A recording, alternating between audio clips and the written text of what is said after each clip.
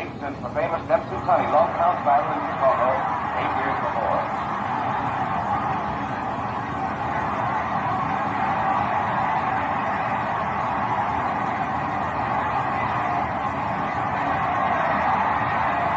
Everyone's stunned by the fury of Lewis's attack.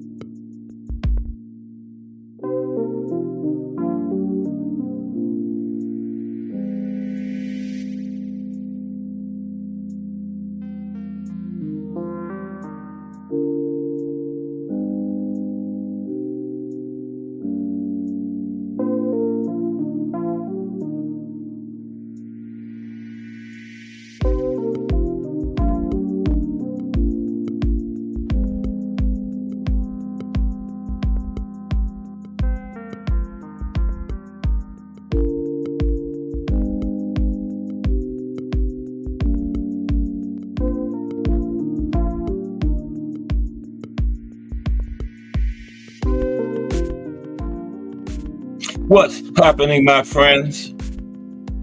It's Cat Sports again, back for another afternoon with the family. Now, as usual, before I get started, let me give a shout out to the JBT community. It's just boxing talk. We're a group of people who just love to talk boxing. And we're always looking for others to join us. And you don't have to have a podcast. The only requirement is you just have to love to talk boxing. That's all.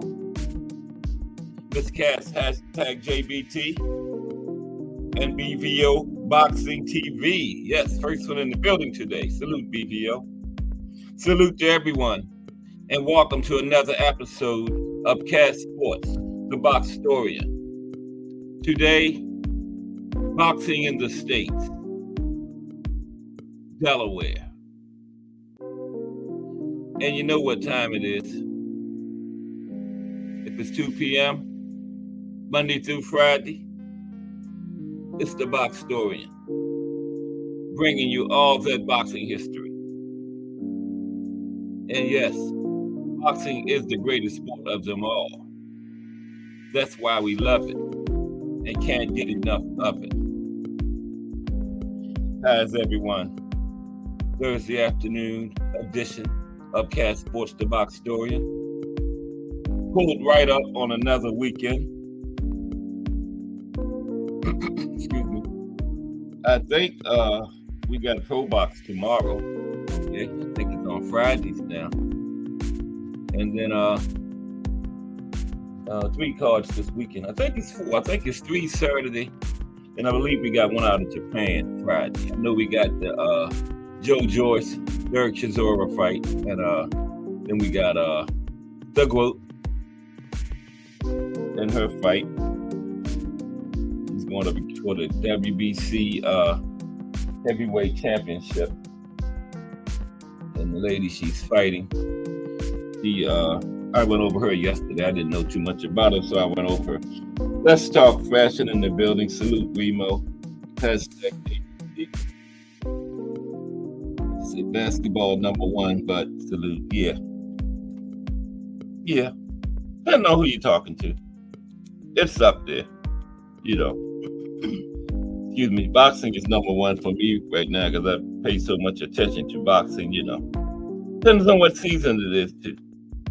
Now basketball season, basketball. But right now, we don't have. Well, we got the Olympics coming up. This will be interesting because the rest of the world is catching up to us on basketball. I think we still got the edge. I was talking to a guy one day, and he was telling me some country. He said, this country's going to beat the United States. I said, why you say that? Because this country has 2 NBA players.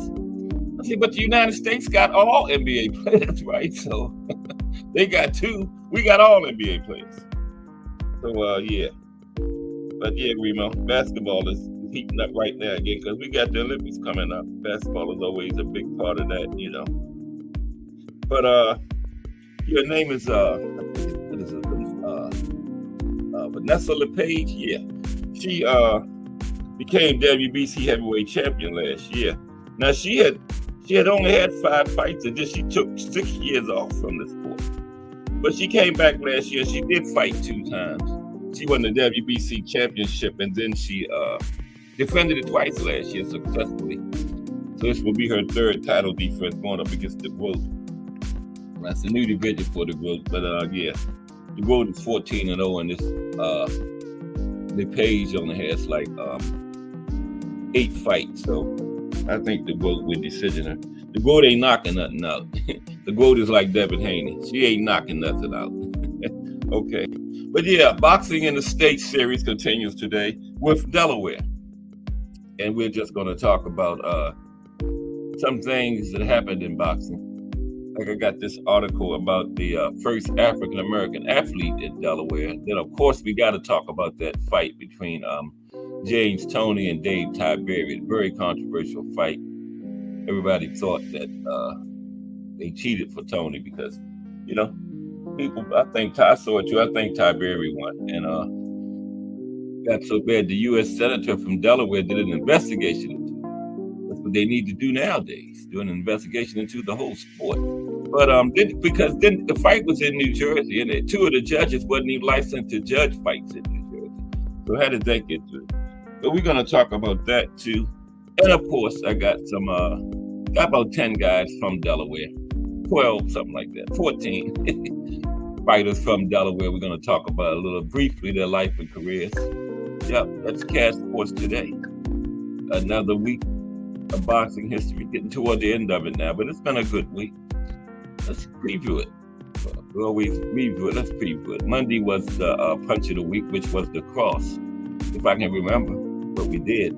Tuesday was, the Tuesday was a great show. I really enjoyed that. That was the dream fights, remember? Yeah, dream fights. That was good. And then yesterday was the, came out of the chat, brought to you by Mike Mazik. It was the life and career of Earl Hargrove. Yeah, one of those Philly boxers. And today is Boxing in the State series continues. Every Thursday, we look at boxing in one of our states. And we're up to Delaware, so this is going to take a while. Delaware today, and tomorrow, profile day is Lennox Lewis this week. The life and career of Lennox Lewis. Okay? Yeah, sports, the box story. Because if it's Monday through Friday at 2 p.m., it's the box story. Bringing you that boxing history.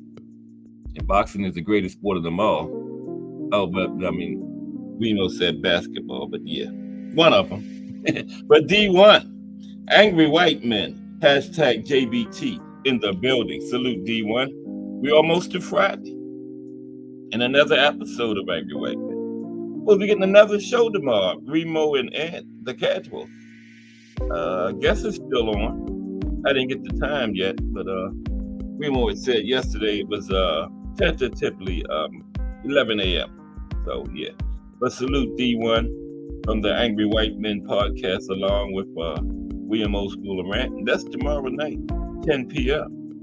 Friday is a fire day at the JBT, man. All day. We be taking up these airwaves, you know. The day always starts with J Hardcore in the morning in the Hangout. That's a great way to start your day in the Hangout, man. Yeah. And then we're supposed to be getting at this new show, The Casuals. Remo and Ant McQueen, the New Yorkers. That's starting tomorrow, I think. I'm not sure. And then Cast Sports at 2 p.m. on Friday. Every day, really, but Friday is the big one. Just Do Boxing at 4 p.m.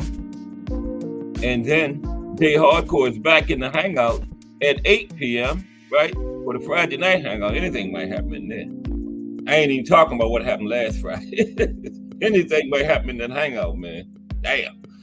And then at 9 p.m., the Mighty Rise podcast, putting it down. And you know about the Rise podcast. You might see the Face of Boxing. Both of his coaches in there, and not just in there getting interviewed, chopping it up back and forth with the people in the chat. Yeah, Calvin Ford and Kenny Ellis, any given night. One night, the Face of Boxing himself going to pop up in there, watch. And then at 10, following the Rise podcast, is the Angry White Men podcast. D1 and William Old School and Rant, man. That thing is just taking off. Man. That's that. I always say taking off like a rocket ship. Man. They going full speed ahead over there. Don't miss that tomorrow at 10 p.m. And then all the other shows you might get in there. BVO Boxing TV, Prison Talk with Tommy, Casuals Corner with Ant McQueen and Thomas Hill. BN Boxing News, can't forget BN Boxing News. You know, you don't have a BN Boxing News, Casuals Corner, and BVO Boxing TV. You don't have regular slots, but you know, just subscribe, turn on your notifications, hit all. You want all that fire content and catch it. And yeah, we got another Fire Let's Talk Fashion episode out there too. Came out yesterday at 10 a.m. Yeah, fire. And remember, when you're watching these videos and stuff that we putting out, subscribe. Don't just look at them. Subscribe. Hit like. You know, make a comment. It helps us out. And thank you. You know, for all these fire channels we got. You know, Let's Talk Fashion, Angry White Men, all of them. You know, like and make a comment, man. You know, it keeps everything going. Keeps the algorithm moving. You know what I mean? Bring other people over here with us because they out there. We just got to get them over here with us. That's all. But yeah, we're gonna get started about 2:30. You know how I do it at the on the Cast Sports. Yeah, and today is Delaware. Yeah, I can't wait. These are D1. Yeah, that's gonna be a good one. Yeah. D1 says Ant literally knows more about the fundamentals of boxing than most boxers. That's serious. I don't know if I can call him a casual ever. That's true, man. That's one guy I would never debate on boxing is Ant McQueen. No way, man. And I always said, you know, ESPN should switch out Tim Bradley for Ant McQueen. You know, as an analyst, yeah. he make Tim Bradley look like a casual. Ant McQueen does. Listen to that guy talk boxing. Wow. And yeah, I can't wait either D1 for that show tomorrow. The Casuals. D1 is 10 a.m. with 10 p.m. The William Old School Orange on the Angry White Men. It's Remo and Ant McQueen on the Casuals at 11 a.m. None of those guys are casuals. They are all knowledgeable JBT members of boxing. You know, hardcore fans. Yeah, that knows their boxing. Just check out these shows. That's the proof. The proof is in the pudding. You don't have to listen to me. Check out their shows and see for yourself. Yeah. Just boxing talk. That's all it is. Hashtag JBT. You know? And contribute to the cause too. You know? Drop us a little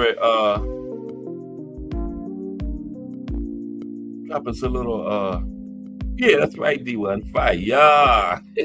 All these shows. And drop us a little something to Al Cash App to help us out. All this money is going to a good cause. It's $. What is it? $ JBT Network. We put the number 1 behind it, right? Or to any all of our channels, to the Cash App or directly to us. You see the Cash Apps, Cash Sports Cash App is going across the screen there. There's the JBTs that are monetized now too. You know, hit that $. Is that $ still down there? Oh yeah, there it is. Okay, yeah. But yeah, help out the cause, you know. $1, $10, $1,000, you know, whatever you can send. We got another raffle coming up too. Somebody was talking about tickets to a tank fight. Wow, I might get in that one myself. But yeah, we got Tank's gonna be fighting somebody in November. Me personally, I want to see the Shakur fight just as bad as anybody, but I think it's gonna be somebody else. Pitbull, you know, there's a business side, and I think the suits are not ready to make this fight yet, man. They just aren't, and they got the control. But we'll get it because those two guys are the best at 135, and we have to see, you know. I wanted Loma to get in there because I think Loma still got a lot left in the tank, man. I wanted him to be in the mix too, you know. Him and Tank in November. One of them would have came out of that fight with 2 belts, and then Shakur and what's the guy's name? Is it Berinchek? Something like that. The other guy from Ukraine. Him and Shakur should have fought for the other 2 belts, and then the winners would have met up for Undisputed, whoever it was. Just think of Tank and Shakur with Undisputed added to it, man. You know. Now the business side, if they so smart, they need to arrange that some kind of way, you know. But now, how? Because Loma is not fighting, but he has a belt, you know. Same thing with Bud Crawford. You know, you don't want to fight Boots or the guys at 147. You want to go to 168 and fight Canelo. But like I was saying yesterday, leave the belt at 147 then, you know. You don't want to fight, take the belt off. Like Remo said yesterday, take your ball and go home, but leave us the belt. We need that, right? So yeah, Tank and Shakur for Undisputed, that would be huge, man. Add some more dollars to it, you know, no doubt. But Pitbull is a big money fight too. They looking at that because Pitbull brings that Mexican fan base with him, man, and they saying he beat him last time, fans. So you know they want to see that one, man. That would be big. One of the bigger fights monetarily nowadays, Tank and Pitbull, yeah. Because of what happened in the first fight. I wouldn't mind seeing it. Just so Tank could knock him out and shut up all the people from the peanut gallery, making that noise, you know. Shut them up once and for all. Tank was just getting ready to get warmed up last time. I think when he hurt his hand, what was it, like the 5th or 6th or something? He was starting to get in his groove and, you know, get Pitbull's big old rock head in his sights. Then he messed up and hit him on top of it, I guess. He broke his head. Pitbull's defense is underrated, though, man. That guy is like, he don't give you much to hit. He tucked that chin in there and come forward, man. It's like a bowling ball rolling towards you, man. And yeah. So that would be another good fight. If it's not Shakur, I would like to see it be Pitbull, not Shakur or Loma. I wanted it to be Loma, you know, to set up the Undisputed. But, you know, it don't look, well, it's not going to be. But you never know. Maybe Loma is holding out for money or something. I don't know. But we'll get them all. Tank and Shakur. None of these guys are afraid of each other. Ray Patterson's in the building. What's up, RP? Straight out of New Jersey. None of these fighters are afraid of each other, man. These guys been doing this shit since they were little kids. Why would they be scared? You know, like I was saying yesterday to Jay Hardcore in the call. You know who wants to fight more than anybody? Tank and Shakur. You know, they want to be called the best at 135. You know, they want to settle in the ring and walk out of there as the winner. Yeah. So we're going to get it. Probably just not when we want it, though. But what's up, Ray Patterson? It's Boxing in the State series continues today. We're going to start in about 5 minutes. Delaware. And we got just talk about some events from Delaware. Like I got this nice part about this guy, the first African American athlete in Delaware. You know, they used to put him in there back in the old days, and they would have like a battle royal, put like 6 or 7 in there like they do in wrestling, but they would do that in boxing. Put about 6 or 7 in there and just let them slug it out, and whoever was the last man standing would win the money. And prize fighting was illegal in Delaware back around that time too.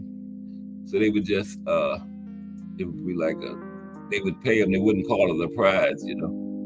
Same thing, but they would just, you know, they would look at it as a prize because prize fighting was legal. But we're going to talk about it. I can listen to you better when we get into the middle of the show. Yeah, about 5 more minutes to get started. But we're right on another weekend. Doug Vogt against Vanessa LePage, Joe Nace. I told you Vanessa, before last year, she had took she had been out of boxing for 6 years, but she only had 5 fights, but she came back after 6 years and got a title fight. Boxing is crazy, right? And she came back in March last year and won the title. Then she had 2 defenses, won both of those. Now she's the WBC women's champion, heavyweight champion, making her 3rd defense against the Wu tomorrow. And also the juggernaut, Joyce, and the other guy from London tomorrow. That should be a good one. And I think we got a card from California. And Sunday, one from Japan. Will it be Saturday here? I don't know how it works. I know they're way ahead of us. But Japan don't cater to us when they do their fights.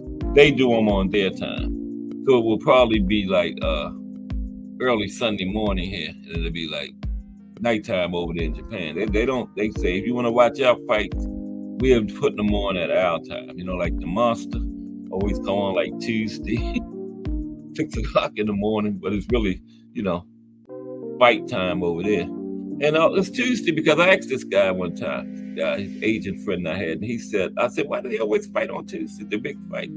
He said, because like Saturday is our big fight night, it's Tuesday over there in Japan. Tuesday is their big fight day.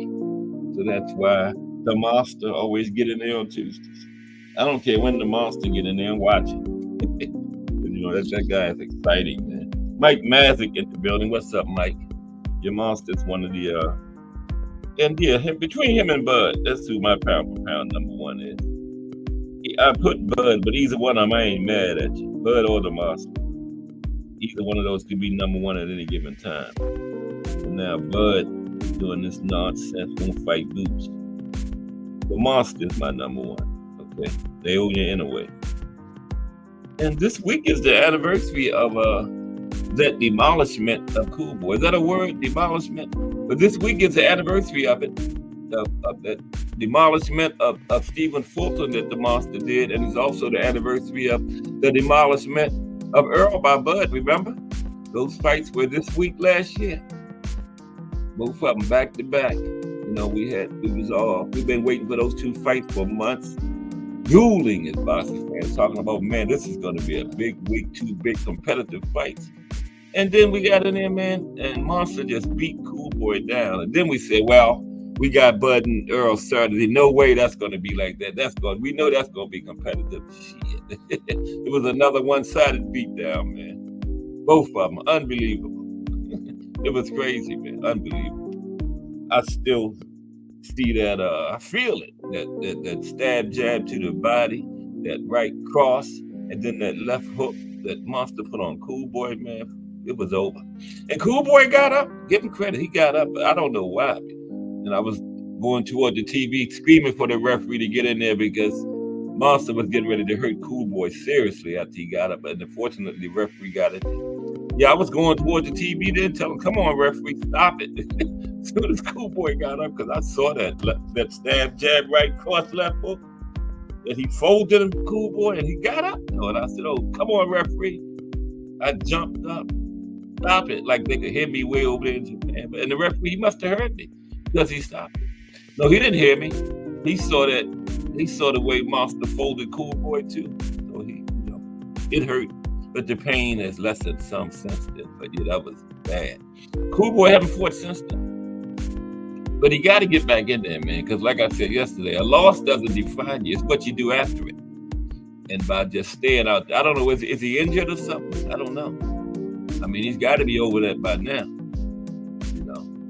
It was devastating, but it's been a year. This week is the anniversary of it. Remember? It was July 20-something last year. I know Bud and Earl was the 29th, so go back.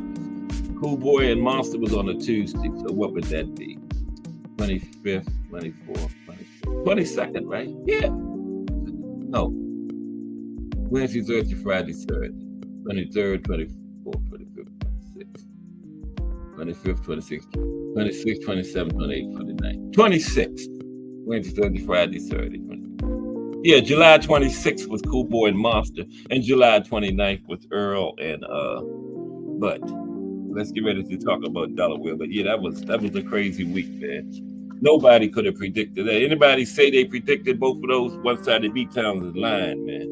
Nobody knew that was going to happen. They might have predicted one of them, but not both of them. Nobody expected that, man. Come on, be honest. Not for Monster to demolish Cool Boy like that, and Bud to fold up Earl like that, man. Nobody thought that would happen, but it happened. BN Boxing News in the building. What's up, BN Boxing News? Yeah, this is the week anniversary of that week last year when just had those two massacres, Monster and Cool Boy and Bud and Earl. Yeah, and those are my pound for pound number ones. Either way, don't matter, Bud or the Monster. Mistakes for the Monster. I can't see anybody dealing with him at 122 or 126. To be honest about it. Or 130. He might have some problems if he ever got up to 135, but 122, 126, 130. I think the Monster runs through anybody at any of those weights. I just can't see nobody dealing with the guy, man. The guy has that power, boxing, he has it all. They owe you anyway. I don't think he got anything coming up, though. Not that I know of. Anybody know? Let me see what's going on in the chat before we get started. Okay. BN Boxing News says Fundora versus Spence is still a go. Okay. BN Boxing News got a video out on Fundora and Spence. Yeah. Check that out, everybody. And remember, when you don't just watch it, like, subscribe, or make a comment on it, man. Help us out. That keeps everything going, keeps everything moving. Help us out. Like, subscribe, make a comment on it, okay? The Boxing News got a video on Fundora versus Spence. Check it out. Like, subscribe, make a comment on all our videos, okay? Because that helps show out. Helps everything out. Just do it, man. It don't cost you nothing. Just say hello. Just make a comment, damn it. And hit the like button. And subscribe if you ain't subscribed. That's all. They ain't asking too much. Like Jay Hardcore said yesterday, if you make a comment or hit the like and they charge you something, let me know. I'll send it back to you, okay? Out of the JBT Network fund, not out of my money. Okay, let's get started. Boxing in the States, Delaware today, okay? And I just got a couple of good articles on the first black athlete in Delaware. There's a little history of Delaware involved in it, too. A little history of boxing in Delaware involved in it, too, okay? And we are back on another weekend already.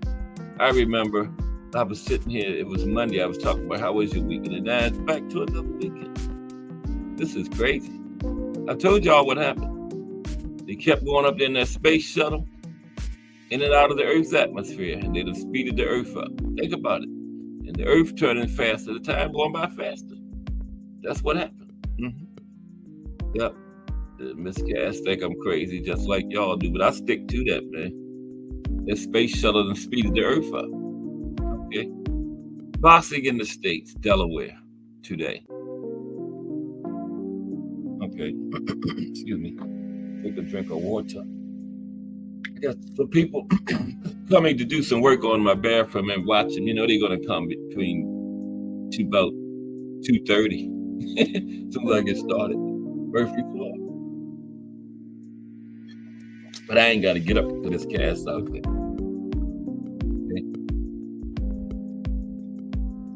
Okay, let's go with the show. Appreciate everybody rocking with me today. Built up on the weekend. My weekend starts on Thursday.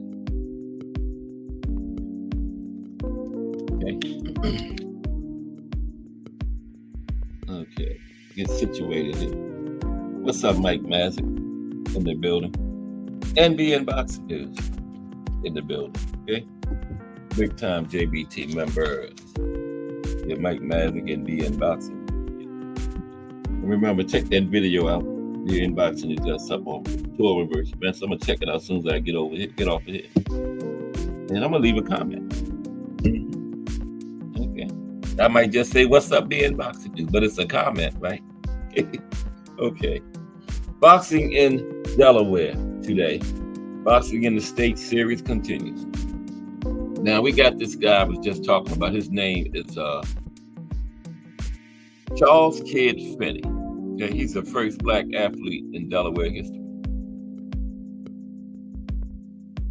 Got a picture of him. There's Charles right there. There's Charles. Yeah.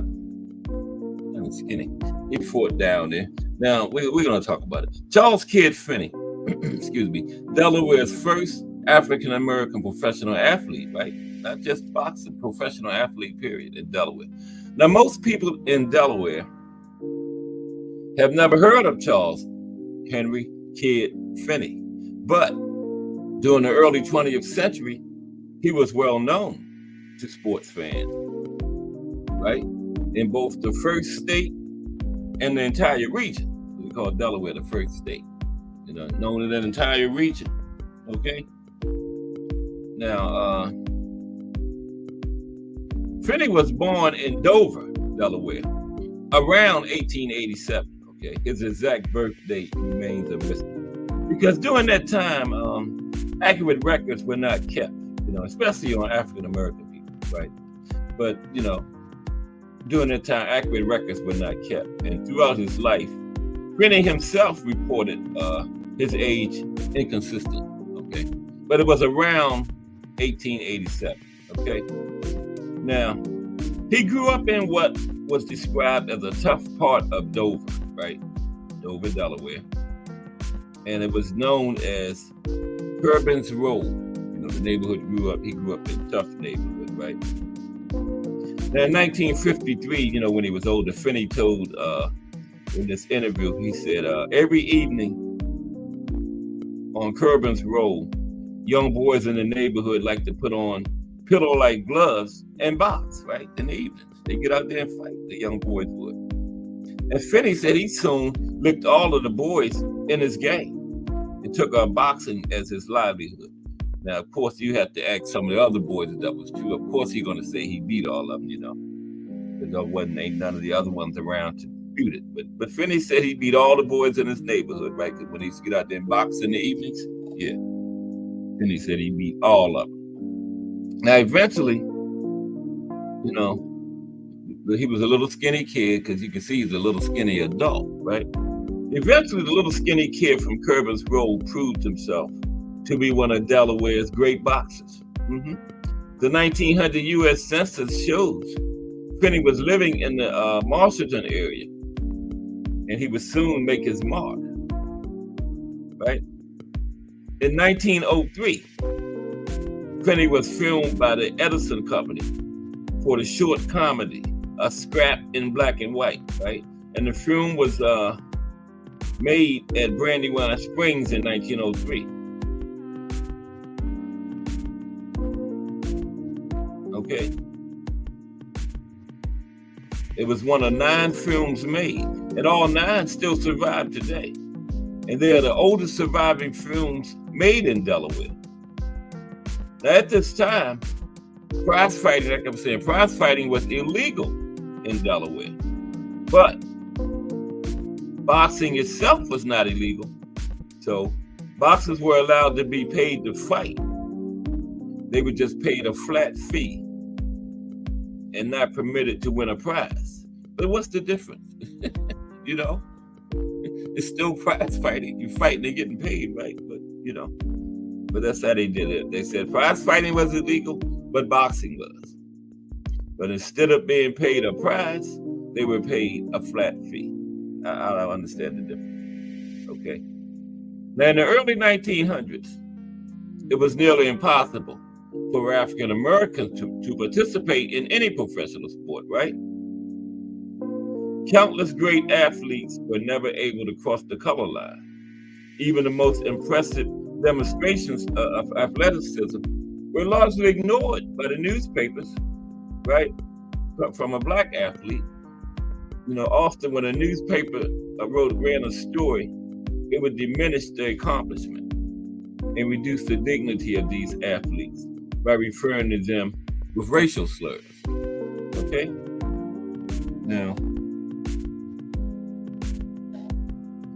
African Americans in boxing were typically limited to boxing in battle royals. That's what I was telling you about, battle royal fights that were offered as an opening act at the other boxing events, right? Now, a promoter would find 6 to 10 African Americans and have them all fight at the same time, slugging away at each other until one man was left standing, and he would win the prize. He would get the money, right? In 1936, Finney told the Journal on this interview, every evening, it was in one of these battle royals near Brandywine Springs, where he started his career as a professional boxer. So he was participating in them every day, okay? And that's how he got his start in 1905. Now, in 1905, he won the battle royal and was awarded the sum of $1, okay? It was a lot in 1905. I should have figured out that what it is $1 than what's in today's money. But it is easy to close your eyes. Hold on, excuse me for a minute. One moment.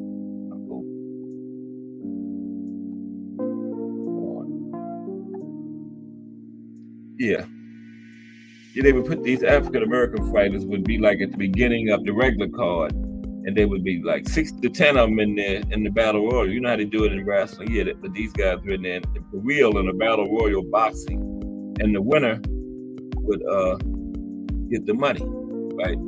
They would give him $1, and that was his prize. Okay. Bear with me for a moment, please. Be right back. Oh, come on.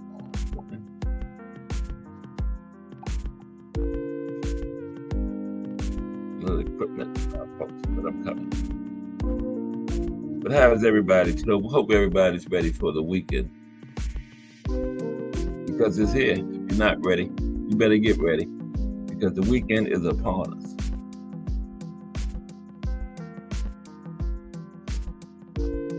Be right with you.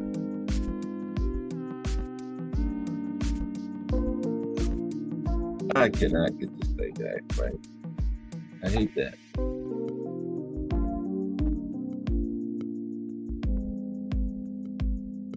Yeah, but we got the quote in there this weekend against Vanessa LePage. She's only had, let's do this one more time. She's only had 8 fights. She was out for 6 years and she only had 5 fights and she came back and got a title shot. Boxing is just weird. She got a title shot last year in March, and she's already made 2 title defenses of it. And this will be her 3rd one coming up against the group tomorrow.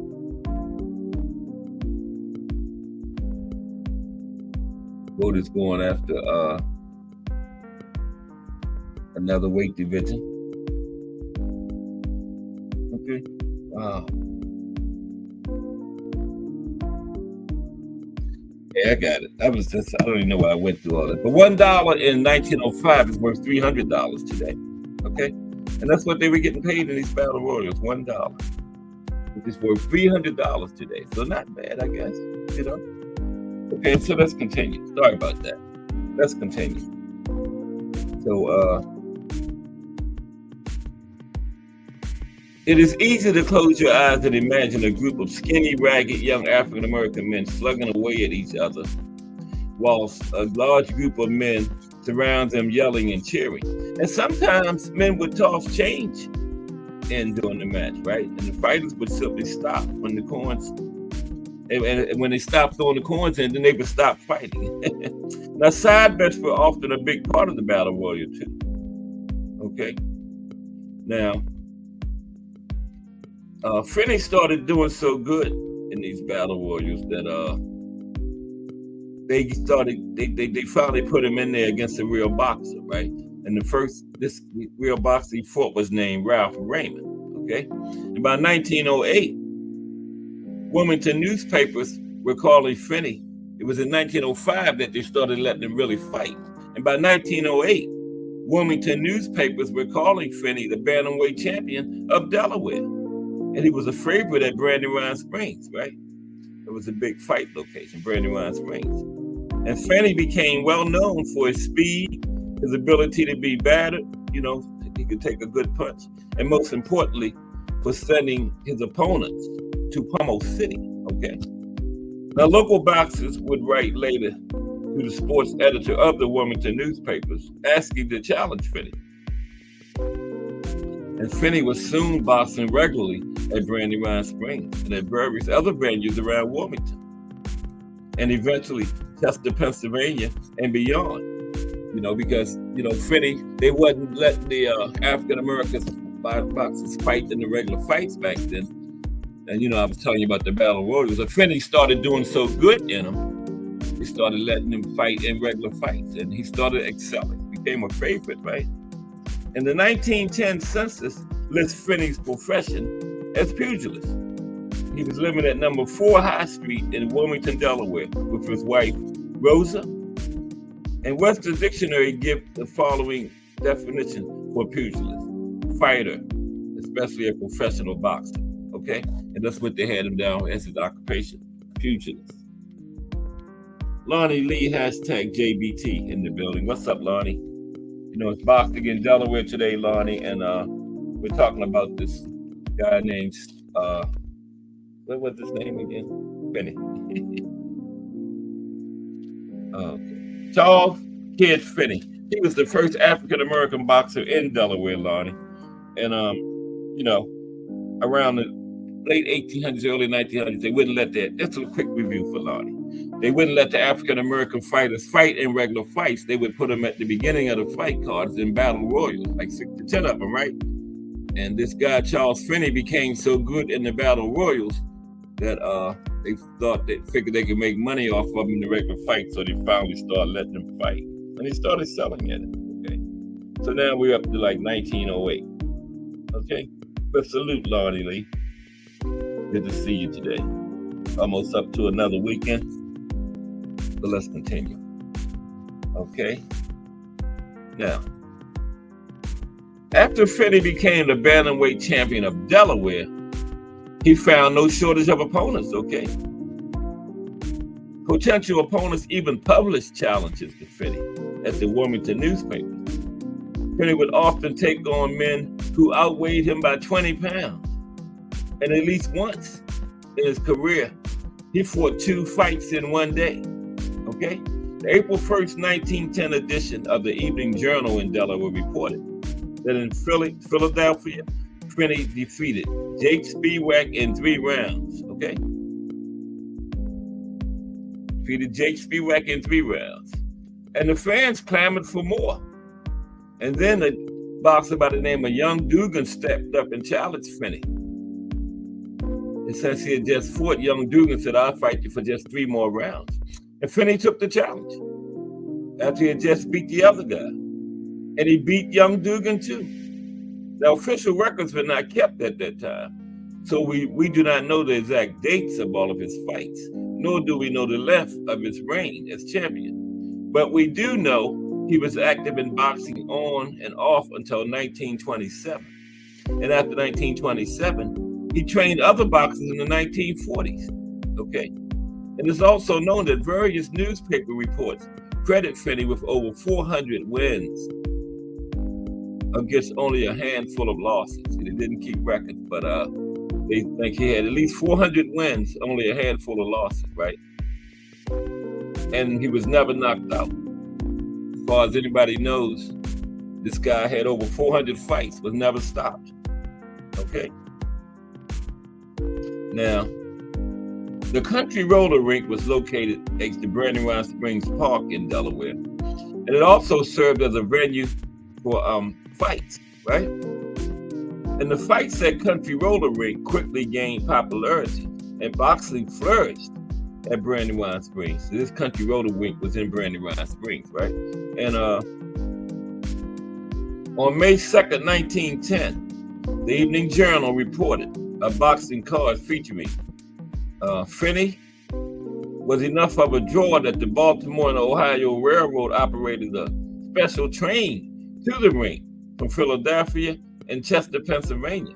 And the People's Railroad had 30 trolley cars in use to carry Eagle boxing fans from Wilmington, Delaware. So they're starting to come from all around to see this guy now. Okay, Mike Grimm, what's up, Mike? Salute. How are you today, Mike? Boxing in the States, Delaware, today. Talking about the first African-American the first African-American athlete, period, in Delaware, Charles Kidd Finney. Okay, now let's continue. Now he's become this big-time fighter. He's become so big, they got trains bringing people from other cities, other states, right, just to see him fight. Now, after his boxing career ended, Finney, with little formal education and no other marketable skills, fell on hard times. For a while, he lived on Keon Street, one of the poorest ramshackle streets in Wilmington, Delaware. And for a number of years, he worked as a junk collector and then as a janitor. Ain't nothing wrong with the janitor. My father raised like 5 kids as a janitor. Okay. Now, at one point in the early 1930s, Finney became ill and spent some time in the state welfare home where he was nursed back to health. On May 10th, 1963, Finney died in a tiny row house at 910 Walnut Street in Wilmington, Delaware. And his achievements from a half century before had largely been forgotten. Countless African-American athletes from Finney's era never got the chance to make it as far as Finney. Their names and faces are long lost, okay? And Finney crossed the color line and made a living as a pugilist. Finney was a pioneer, perhaps the first African-American athlete in Delaware to earn a living in sports.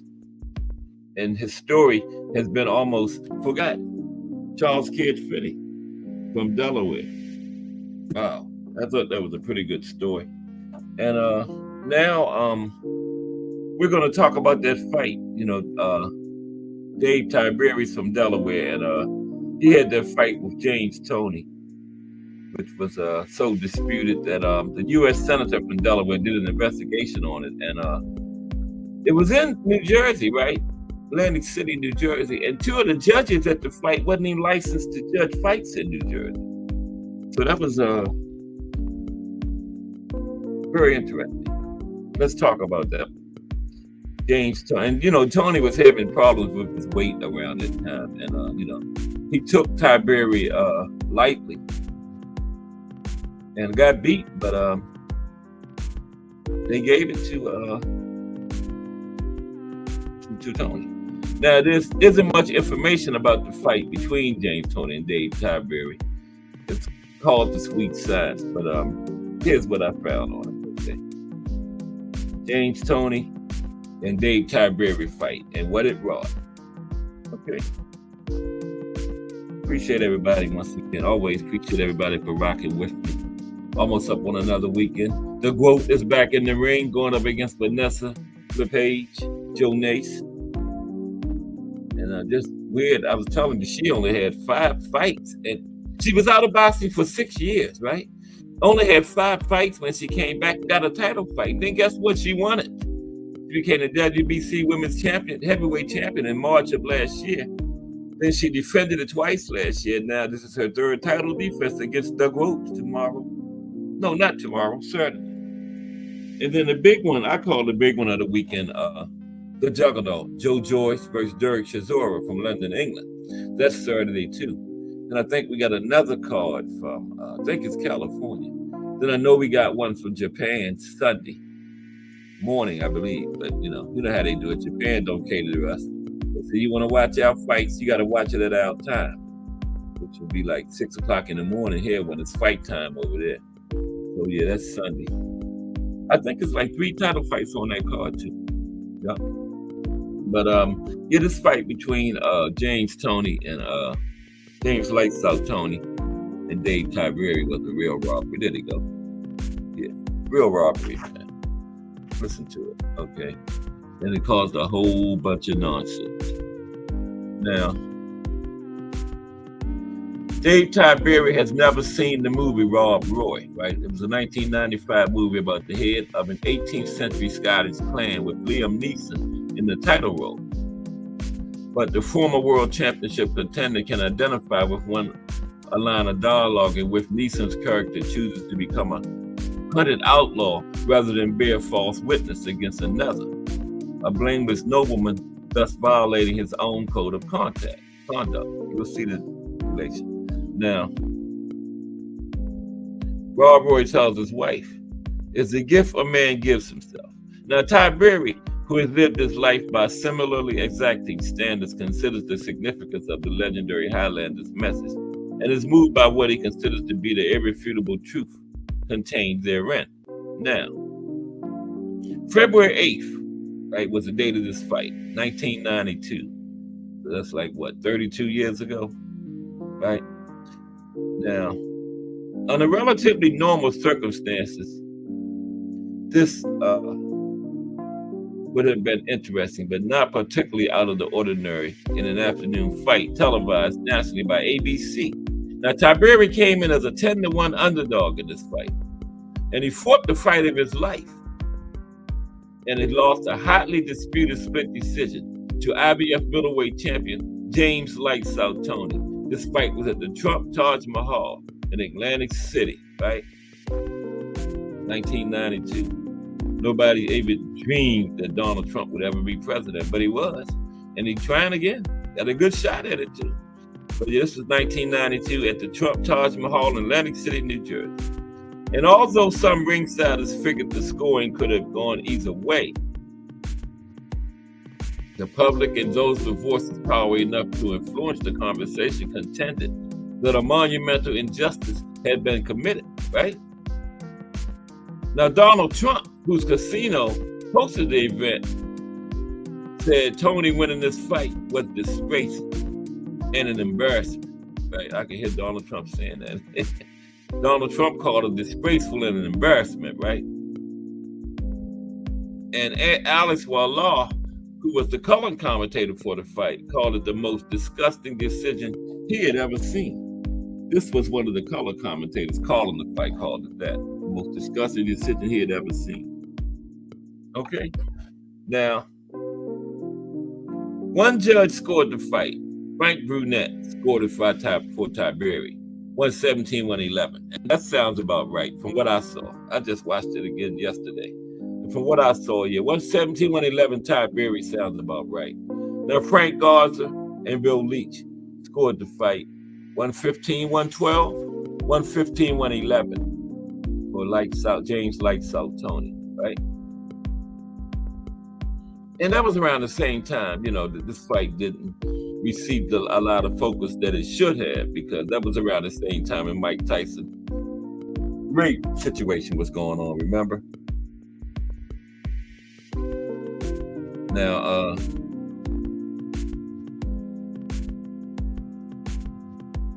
after the fight,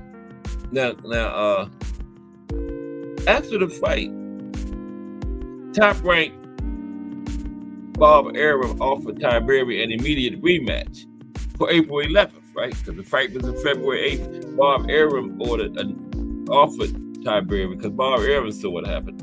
He offered Tiberi an immediate rematch on April 11th with a guarantee of $250,000, which would have been the most Tiberi had made in his career, right? Now, Most fighters around that time with a 92 would have jumped at $250,000, right? But Tiberi was like, he considers himself to be the rightful champion. And the only way he would consent to a rematch would be if he was allowed to enter the ring as the champion, right? If the outcome was reversed, he said he would take the fight and they would have to call him champion. If not, he said he would just retire. And they refused to do that. So that was he retired after that fight. He was so disgusted. He was only 25 years old, right? Married with a young child. That $250,000 would have looked good, right? But in the negotiations, he was hardly in a position to dictate what would have been a historic shift, right? So the money was enticing to come back to the rematch, but he said only if he could be called champion. And of course, they wouldn't do that. So they never had the rematch. And now he's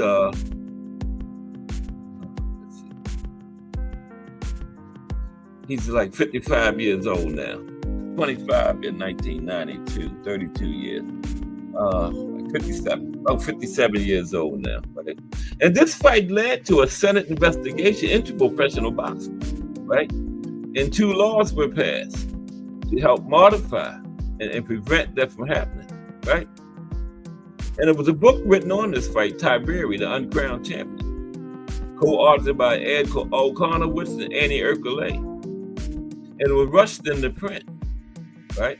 And financially, of course, it affected me in a big way, Tiberi said, of his refusal to bend and take the rematch. He said, I wonder how I would feel 10 to 20 years down the road. Would I regret the decision that I made? But he said, I have to say, I haven't regretted it, not one bit.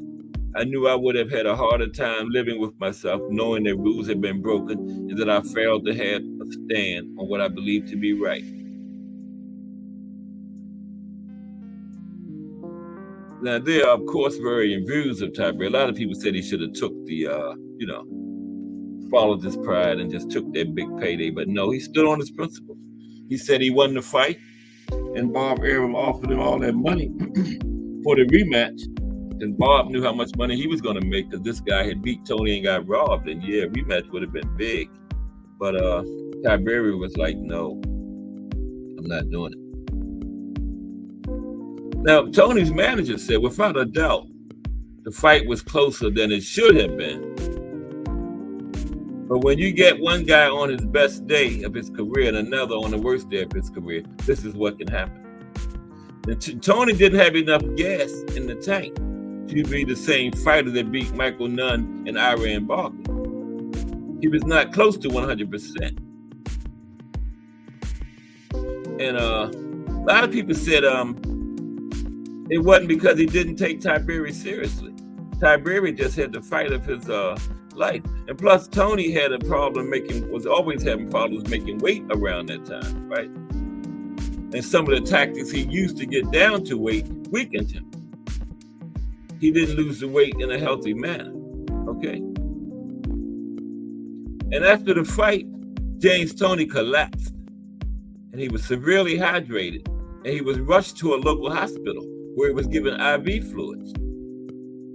And his manager said it was a close fight that maybe went to an unpopular decision. But he said, I've seen much worse. Why has this one sparked so much controversy? I don't know. Maybe it was like the Rocky story with the white kid no one had heard much about going against the big bad black champion. It was one of those instances where an underdog wins by losing simply by putting up such a valiant effort. Yeah, I saw it last night. I think Tiberi won it. From a purely boxing standpoint, Tony versus Tiberi might never have come off in the first place had not the IBF ratings committee, acting on a request by top-ranked matchmaker Ron Katz, elevated Tiberi to a number 10 ranking.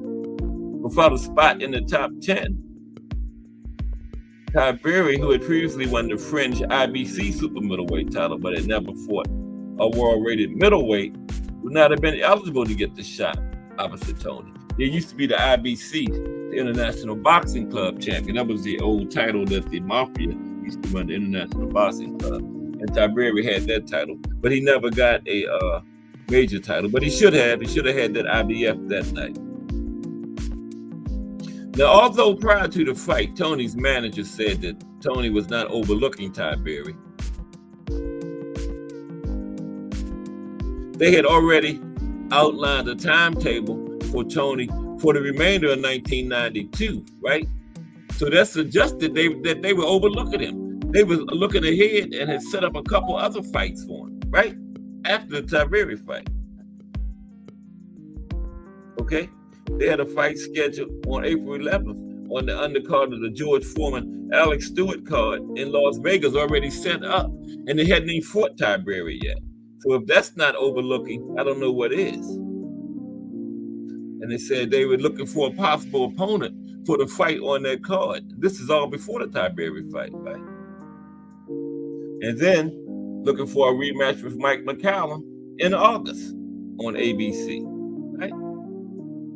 So they were setting up all these fights down the line and hadn't even fought Tiberi yet.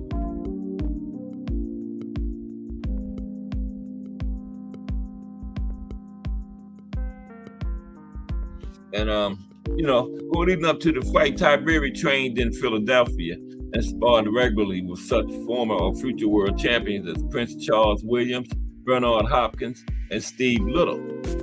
And coming into the fight, he said he believed himself to be up to the task. So did his trainer, Marty Feldman, who thought he detected something in Tony's makeup that made him susceptible to the fight plan he was devising for Tiberi. Marty said, "I think we can stop Tony in the 5th or 6th round." He said, "You have a rock solid jaw, and Tony isn't used to being pressured. He doesn't punch backing up. You're going to pressure him, and we're going to shock the world," which they did. Now, the plan nearly blew up in the first round when Tony connected with a big left hook to the jaw that clearly hurt Tiberi, but he made it to the end of the round. And following Feldman's instructions after that, he took the fight right to Tony, despite the seeming disparity in punching power. Tony came into the fight, 28 wins, no losses, 2 draws, 20 knockouts. Tiberi had 22 wins, 2 losses, 2 draws, just 8 knockouts. But when the final bell sounded, Tiberi thrust his arms into the air in exultation and was hoisted aloft by his manager. And then came the decision that Tiberi still can't believe to this day, okay? Years later, James Toney, 17 years after the fight in 1909, James Toney admitted that he did lose the fight, okay? And as a fighter, you know if you won or lost, regardless of what the scorecards say, okay? And Toney admitted it. Now, if Tiberi had consented to accepting a big money rematch, that likely would have been that. The fervor would have been dissipated over time if he would have had the rematch. Maybe he might have won the second fight. Maybe he wouldn't have. But definitely would have been a more fit and more ready Tony, right? When Tiberi said, the rules have been broken, and what's the point of even having rules if they're disregarded? Now, this is what I was talking about. Both judges that scored the fight for Tony were not even licensed by the state of New Jersey, okay? Their scorecards should have been null and void, right? It came out during the Senate investigation that the referee, Robert Palmer, was considered by Larry Hazzard, head of the New Jersey State Athletic Commission, to be green and incompetent. They just put him in there anyway. And he deducted a point from Tiberi in the 6th round for a low blow without giving him a warning, okay? And Tiberi said, by no means am I a crybaby, but I follow the rules. The rules should be followed, especially for a world championship fight. Okay? And the scorecard that should have counted was the one submitted by the only licensed judge. And that's the one that went for Tiberi. And among those outraged that Tiberi had seemingly been wrong was William Roth, the senior United States Senator from Delaware and head of the Senate Subcommittee on Investigation, whose interest in the matter, no doubt, was heightened by the fact that Tiberi was a constituent.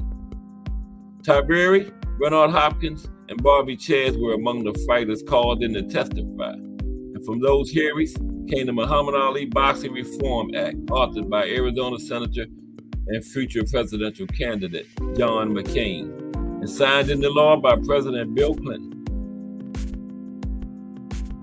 The Ali Act is watered down, Tiberi acknowledged, but I feel that a first step was taken to bring reform to a sport badly in need of it. I feel like I benefited the sport in so many ways and have made a difference. Now, a few years ago, Tiberi, he owns a successful security system company. He did return to boxing as a promoter in Delaware, right? Until they concluded that he was devoting too much time to it. Now, boxing was a sport I loved and still do, he said.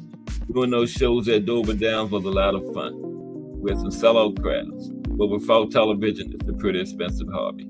As for Tony, he went on to finish off a Hall of Fame career, got himself together, and ended his weight problems late in his career. But yeah, that was a terrible decision. And Bob Arum offered Tiberi all this money to take the rematch, but he turned it down. He said his principles, no, I'm not doing it.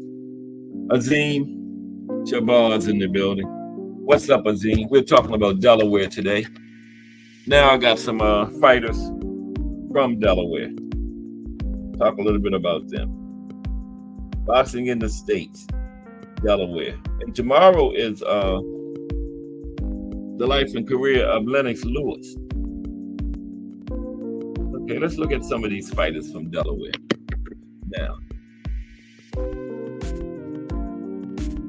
Appreciate everybody for rocking with me today as usual. Okay. And the first fighter from Delaware is Dave Tiberi. Okay. Talk about Dave first. Just the subject of that injustice. The least they should have done, since they had those two judges that wasn't licensed there, should have made it a no contest. Tiberi wanted them to reverse the decision and give it to him. But I think if they would have just made it a no contest, made the title vacant, I think he would have took the rematch then. But they just left Tony as champion and he refused to do that, because he felt he wanted to fight. He said, I wasn't going in there with him still being champion because I beat him. But I think if they would have just took the belt from Tony, made it a no contest, I think he would have had the rematch. Tony probably would have destroyed him in the rematch. And that would have and then it wouldn't have been all this noise about it, right?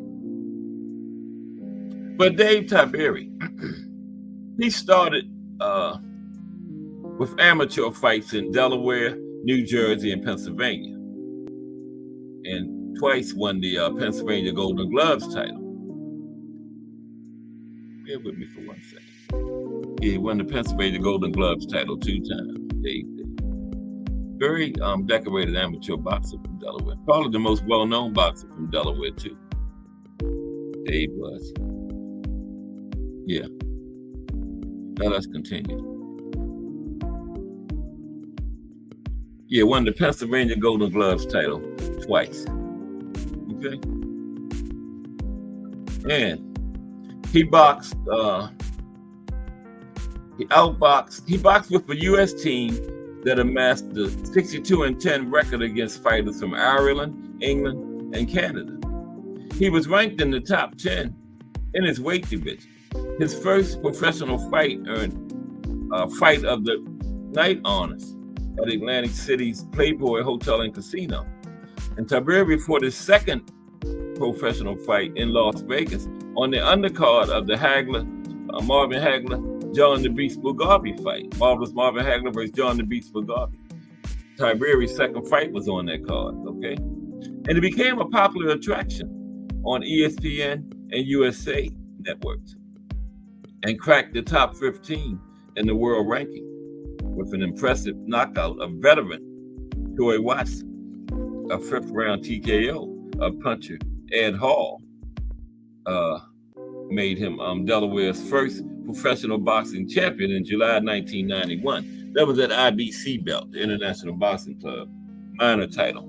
Okay, but he was Delaware's first professional champion. That was July 1991. The year before that, robbery against Tony.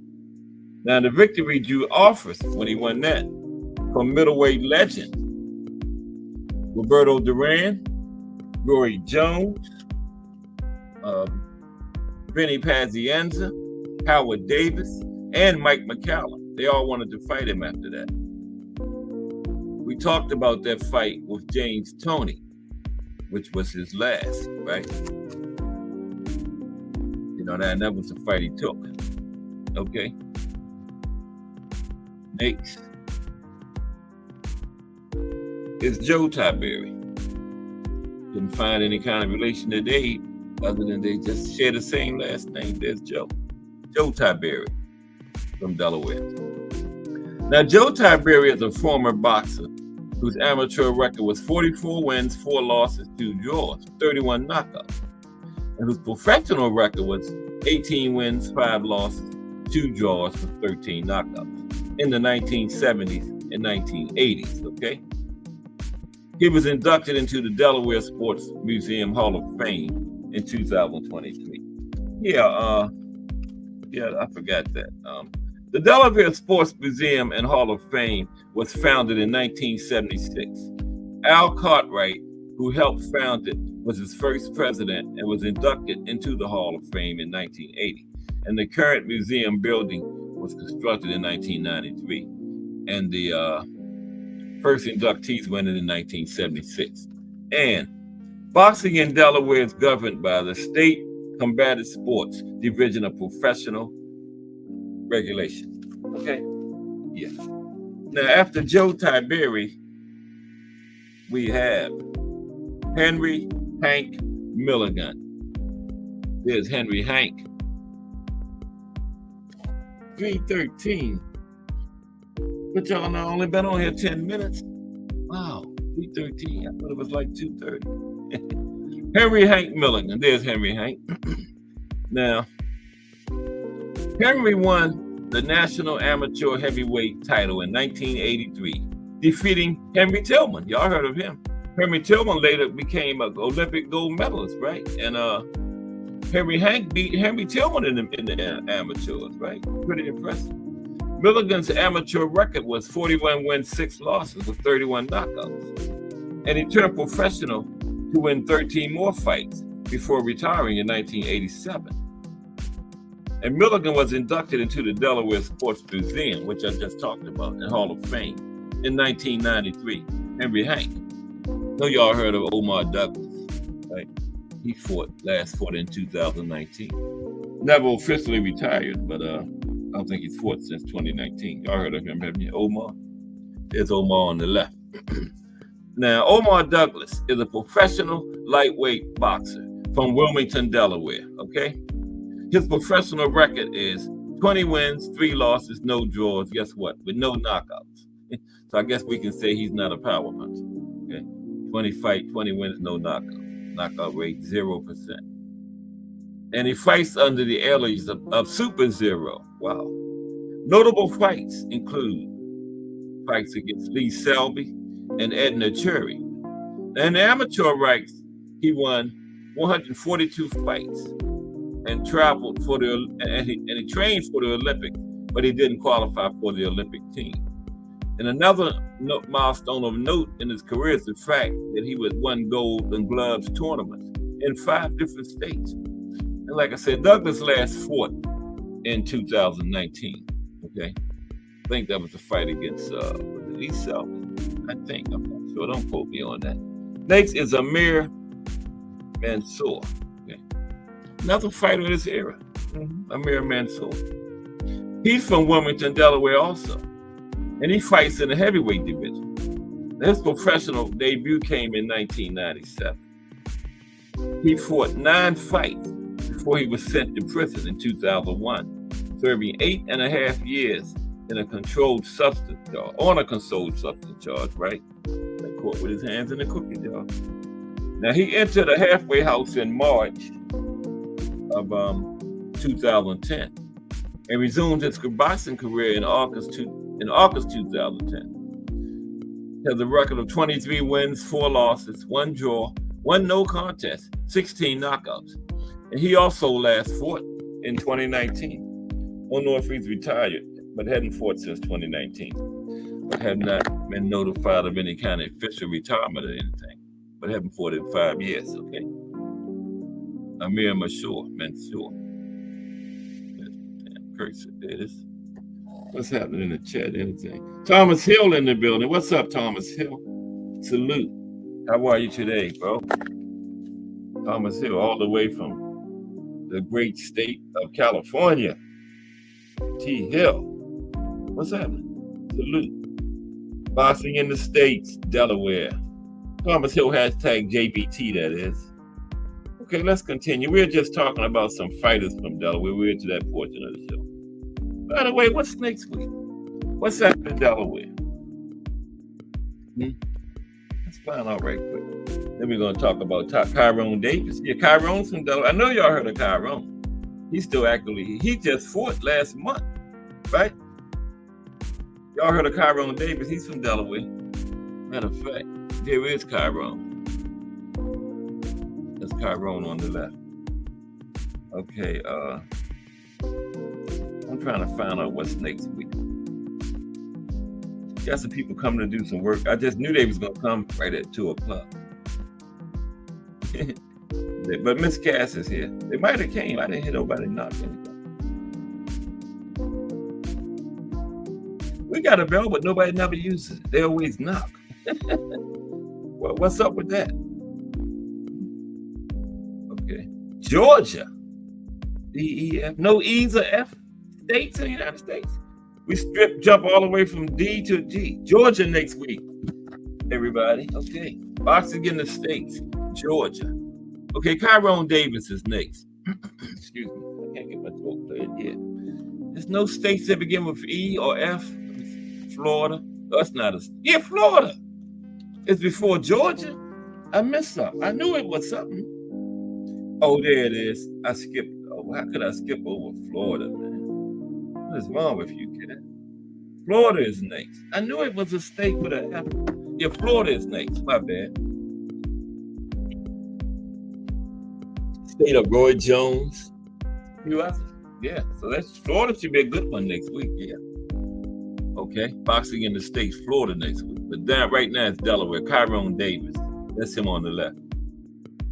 Now, Tyrone Davis is a 2-time amateur national champion from Wilmington, Delaware. Now, Davis turned professional in 2014, and he has established himself as a serious contender in the middleweight division. Davis has been in the ring with big names like Anthony Durrell, David Benavidez, and Elijah Garcia, which was his last fight. A 10-round split decision win last month, right? June 2024. That was at the MGM Grand Garden Arena in Las Vegas, Nevada. And Tyrone currently has a record of 19 wins, 3 losses, 1 draw, 6 by way of knockout. Tyrone Davis, somebody in our era. All right. Well, this era here. Next is Willie Roach. He's not in this era. You can tell by the picture, right? James Roach. But he's from Delaware, so he's included. Now, James Roach was a busy club fighter who once had 23 professional fights in 1 year. Wow. 1942, he fought 23 times. That's how they did it back then. Remember? Henry Armstrong had 22 in the late 30s. Yeah, that's how they did it. Willie Pep had 2 fights in 10 days. Yeah. Willie Roach in 1942 fought 23 times.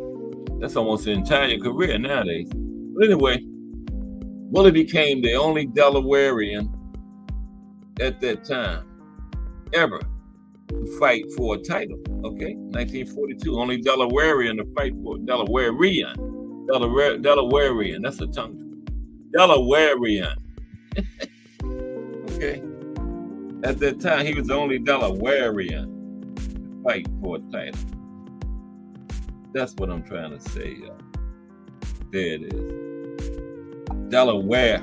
Yeah, there it is. Delawarean. He was the only one to fight for a title, only one from Delaware, okay? Say it like that. Okay? At that time. Ever to fight for a title. And he lost a 15-round decision to Sal Bartolo. Bartolo was a featherweight champion of the world at that time at Boston Garden. That was in 1944, a couple years after he fought 23 times. Okay? Now, his opponents also included champions. He fought the great legendary Willie Pep, all right, and Ike Williams. Ooh-wee.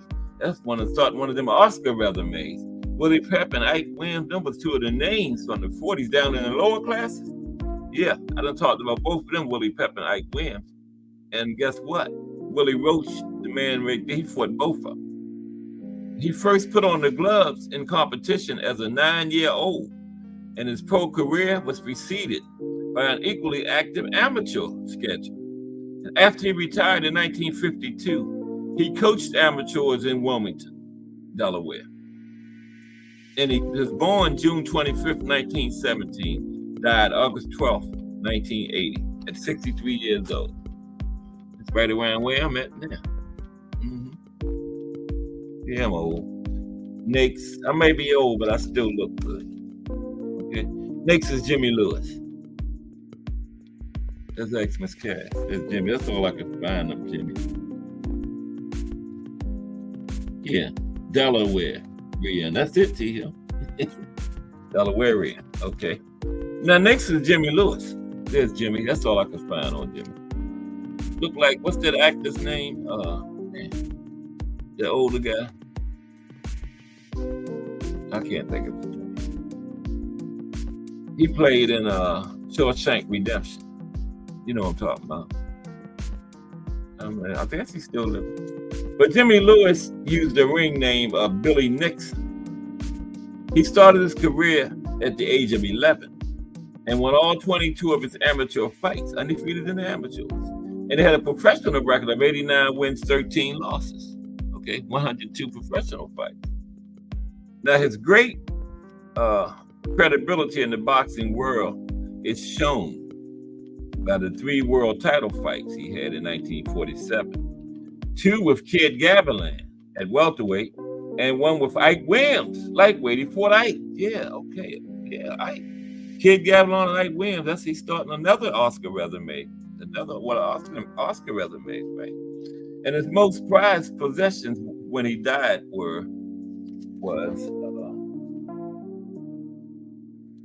the gloves and the robe he wore the night he fought, guess who? Sugar Ray Robinson. Fought Kid Gavilan, Ike Williams, and Sugar Ray Robinson. Yeah, just them 3, that's an Oscar resume right there. And the robe had Billy Nixon on the back. So his most prized possessions was the robe and the gloves he wore when he fought Sugar Ray Robinson. Yeah. Part of that Oscar resume. Okay. Next is Lenny's son. I don't have no picture of Leonard. Okay. Didn't find a picture of Leonard. But anyway, Lenny's son's professional boxing career started auspiciously when at age 14, in a promising flyweight, he fought and defeated the promising bantamweight, Willie Griffith. Okay? His career soared from that point, and training and fighting out of the Keystone Club in Wilmington, Delaware, he went on to become a well-respected fighter at Camden Club in Philadelphia. Then one of the East Coast best. Okay? Became one of the East Coast best fighters back then. He was a flyweight, and he realized his crowning victory in 1925.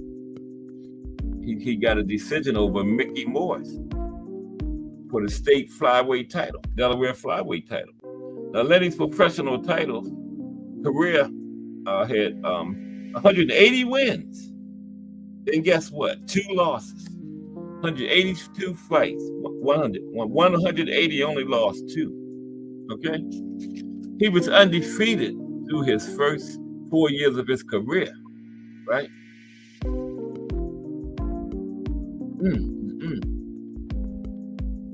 And one of his losses out of those two was the young Danica, the Philippines flyweight champion. Okay? Impressive. Next is Lou Brooks. We're almost to the end. Lou Brooks. There's Lou on the right there. Okay? Oh, shoot. Lou Brooks. Don't forget tomorrow is the life and career of Lennox Lewis. Lennox Lewis. Now, Lou Brooks, he had a busy amateur boxing career, spanning nearly 100 fights in 3 years, 80 by knockout, 3 in one night. Okay? He swept the Eastern Golden Gloves, Diamond Belt, and Mid-Atlantic AAU light heavyweight title in 1941. Had all of those in 1941. Won the Eastern Golden Gloves, the Diamond Belt, and the Amateur Athletic Union's light heavyweight title, all in the same year, 1941. Okay? He had 4 fights. He had a 4-year professional career, 42 fights overall. Okay? And he fought some ranking heavyweights, fought amateur light heavyweight, moved to heavyweight in the professional rank. And as a pro, he had a draw and a loss against Joey Maxim, the great Joey Maxim. He split with Gus Barrazio, and he beat Tony Musto and Herbie Katz, and rallied to take the Southwest heavyweight crown from Buddy Scott. And after retiring from the ring, he helped boxer Willie Roach, who I just talked about, train young fighters from Wilmington. Okay? Al Tribbiani. Al Tribbiani next. I don't have a picture of Al on these. Yes, I do. There's Al right there. Al is the last picture I got. It is Al. Al Tribbiani. I only got a couple more. Then guess what? We're going to have some link time. Still working on this phone line. It's coming, though. It is coming. Bear with me. The Cat Sports call-in line is coming. Al Tribbiani. Okay? Now, Al Tribbiani was acclaimed the state's outstanding boxing product. Tribbiani was Eastern Gold Gloves champion in 1940, right? And the winner in his division in the East-West tournament. Decorated amateur career. Okay? Tribbiani went on to a professional career and became a ranking welterweight, right? Famous names such as Lou Jenkins and Bunny Davis. Bummy Davis. I get ready to say a boxer named Bunny. Bummy, B-U-M-M-Y, not Bunny. Bummy. Okay? And Bummy Davis are among those that he defeated, the Tribbiani defeated. Okay? Couple more. Art Redding. Couple more Delaware fighters. Art Redding. Okay? He was a halfback and mauler at Howard High School. And he also played football at Arkansas A&M and was an all-Marine halfback in 1963. Okay? The same year in which, at age 25, he took the sport of boxing up, 25 years old. Late for a boxer, yeah, I would say. 5 years later, he fought as a light heavyweight in the 1968 Olympic Games in Mexico City on a U.S. boxing team that featured Big George Foreman at heavyweight. He was on that team. Remember, Big George won gold in Mexico City. Remember? Yeah. Yeah. Big George won gold. Yeah, at heavyweight. That was, they had that back to back in the Olympics. Remember Ali in 60, Smoking Joe Frazier in 64, and Big George Foreman in 68. All gold medalists, all went on to very successful professional careers where they all fought each other and all became heavyweight champions. What a run that was. And this guy here, Art Redden, was on that 1968 Olympic team along with Big George. Okay, Art was the first Delawarean. There you go, T Hill. Art was the first Delawarean ever to qualify as an Olympic boxer. Okay, his lifetime 65-6 record, 20 knockouts, includes 4 Marine and all service titles and gold medals of the Council of International Sports Tournament in Italy, 1966, and Pan American Games, 1967. Yeah, to get on the Olympic team, you got to win a gold at the Pan American Games. Right? Got to win gold at Pan American. I mean, you don't have to, but you win gold at Pan American, you're on the Olympic team. Okay, and the Olympics start. The opening ceremony starts tomorrow. It actually started yesterday. The United States had a soccer game yesterday. They lost it. Then they had a riot at one soccer game, one country, that people rushed the field. Their team lost. That soccer is serious, man. Overseas, they call it football overseas. That soccer. Them fans don't play, man. I would never go to a soccer game overseas. You might find yourself in the middle of a riot, man. They had one at the Olympics yesterday over there in Paris. Yeah. It's on the news. They rushed the field. Anybody see it? I forgot what country it was. Yeah. They didn't like the result. Yeah, man.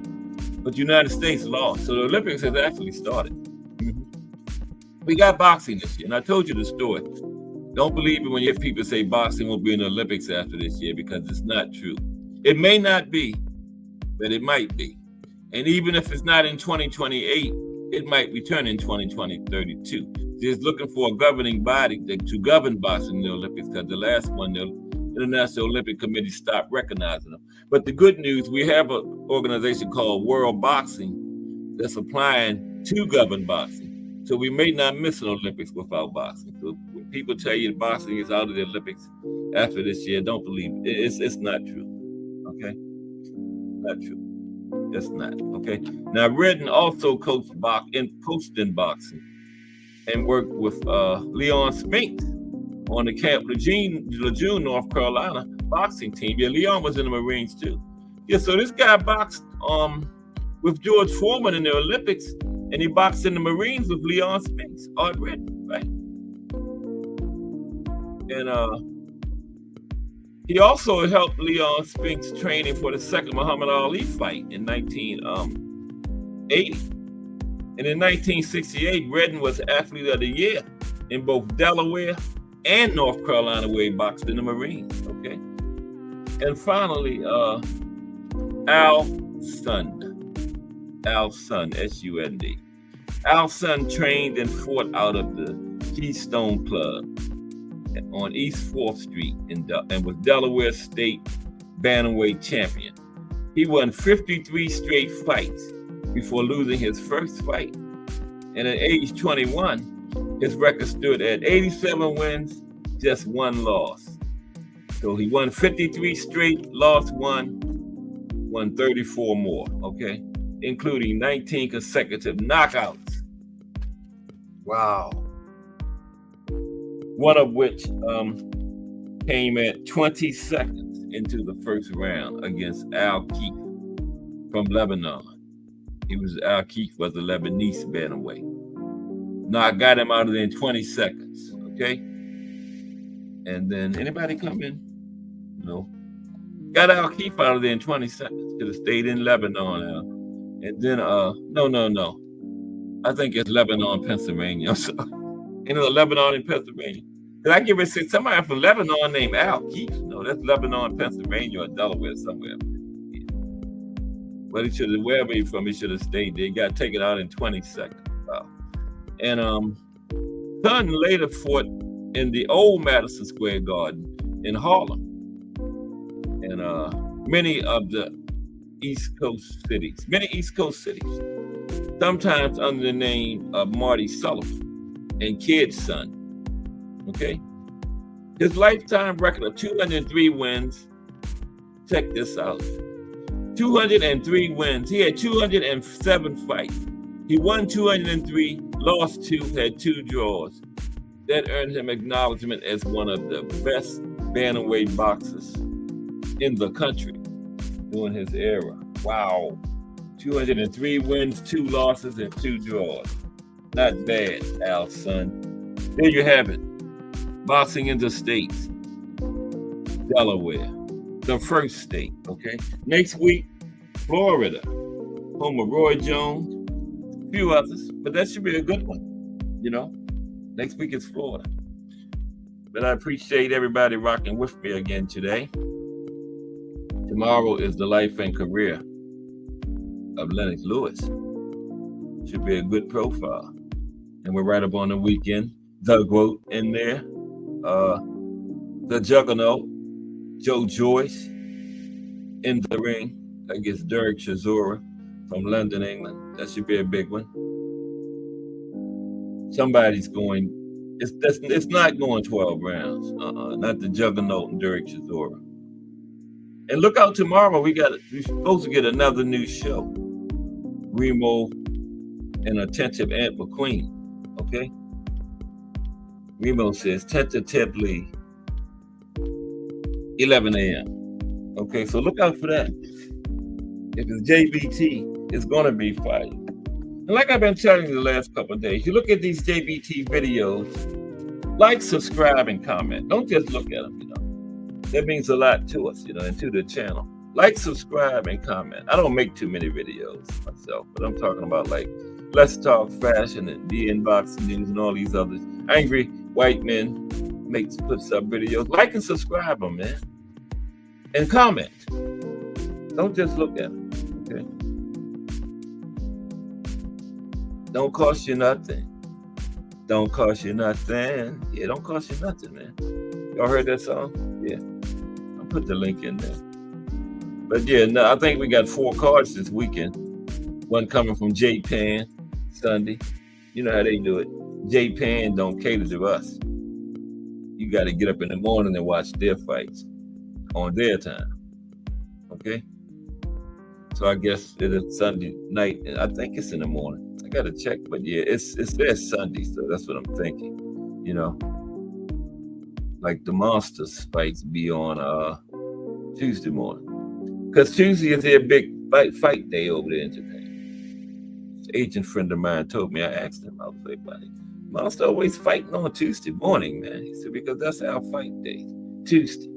Like y'all's is Saturday, let us have baths. He said, we think it's strange. We see y'all fighters always fighting on Saturday. Over in Japan, be like, why do you always fighting on Saturday over there in the United States? Tuesday is the boxing day. Yeah, but that's the reason for the Japan thing. That's their big day over there. Yeah. But I appreciate everybody rocking with me once again. Just boxing talk, that's all. Powered by the JBT network. Mm-hmm. Yup. And tomorrow, life and career of Lennox Lewis. That's going to be a good one. Good long one. Lennox beat Holyfield, beat Mike Tyson. Y'all like that thumbnail? I like that. Boxing in the States with the boxing gloves. That's going to be my thumbnail for all this. I kept changing them state to state, trying to get some kind of boxing something to do with the state. But that's going to be my thumbnail for boxing in the States now. That one right there for all of them. Picture of the United States and some boxing gloves. Boxing in the States. Get it? But y'all think that's a good one, ain't it? Yeah, that's going to be my regular thumbnail for all Thursday Boxing in the States shows now right there. That is a good one. Boxing in the States. Yeah, I found that yesterday. Mm-hmm. And Lennox Lewis beat Tyson, beat Holyfield. He started out the new millennium, the 2000s, as champion. Lennox did. Mm-hmm. We're gonna talk about Lennox tomorrow. Next week, Monday, the punch of the week is going to be the overhand, right? The overhand. And I don't know what's happening Tuesday and Wednesday, but I know Thursday is going to be Florida. Roy Jones is going to be one of the boxers we talk about. That should be good. Florida. Yeah. That's good boxing history. Nice venues down there. Oh, yeah, we're going to have a lot to talk about next Thursday. Pro Box happens down there in Florida. I think Pro Box is Fridays now. Been Friday the last couple of times. Yeah. Yeah. So I'll be glad when they go there every week. That'll be nice. Yeah, we got Roy Jones. I know Roy's from Florida. A few others. We'll find out next week. Tune in next Thursday. Now, don't wait till next Thursday. Tune in tomorrow, too. Monday, Tuesday, Wednesday, and Thursday. But yeah, tune in next Thursday to find out about boxing in Florida. We're going right on through the states. We'll probably be still doing this in 2025, all these states. But it's only once a week, though. Yeah. Good little series I thought of. Boxing in the States. Let's see, who we got from Florida? We got Roy Jones, I know. Andre Berto from Florida. Okay. Yeah. We talking about Andre next week. Tavares Cloud. All right. Guess who else from Florida? The Fondoras. Well, they live in Florida. I don't think. Yeah. It says Gabriella was born in Palm Beach. Yeah. Okay.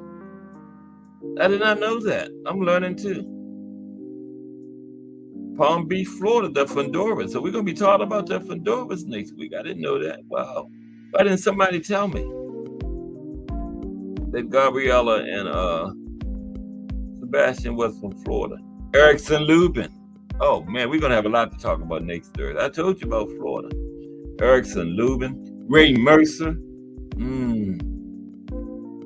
Of course, Roy Jones. Right? Yeah, Roy Jones Jr. from Florida. Vince Phillips. Mickey Rourke. Antonio Tarver. Man, we are going to be. Keith Thurman. We're going to have fun next Thursday. Why didn't y'all tell me this, man? Put it in the chat. All these people from Florida, didn't nobody even tell me. Antonio Vargas. Come on, y'all doing your boy like that. Wow, we're going to have fun next week. Look at that, man. Winky Wright. Florida probably going to be my best state. There's BBO Boxing. He says Delaware is a great place to lay low. Okay, when like you're hiding out from the law or something, BBO? What's up, BBO? BBO was the first one in here today. BBO Boxing TV. BBO, do you come on at 8 every night now, bro? Let me know so I can advertise. I didn't know that you had a regular slot. Yeah. I saw you last night, but I was busy. I couldn't check in. Yeah, I was out and about. I couldn't check in, But I saw you.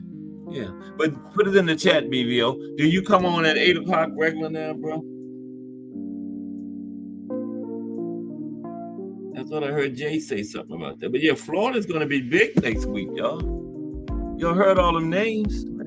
Roy Jones, Antonio Tarver, Sebastian and Gabriella Fondora. Gabriella Fondora. He's 6'7" at 154. She's 5'9" at 112. I don't know how they do it, man. Yeah. Now, by the Saturday night, they ain't no 154 and 112, but they got to get down to that for the weigh-in, right? Yeah.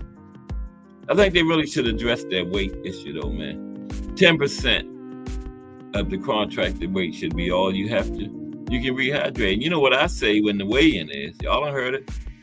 Not the Saturday morning. You weigh in Friday to make the contracted weight. Then you weigh in to see if you're still within the 10%. Guess when? That's before they turn that music on before your ring walk.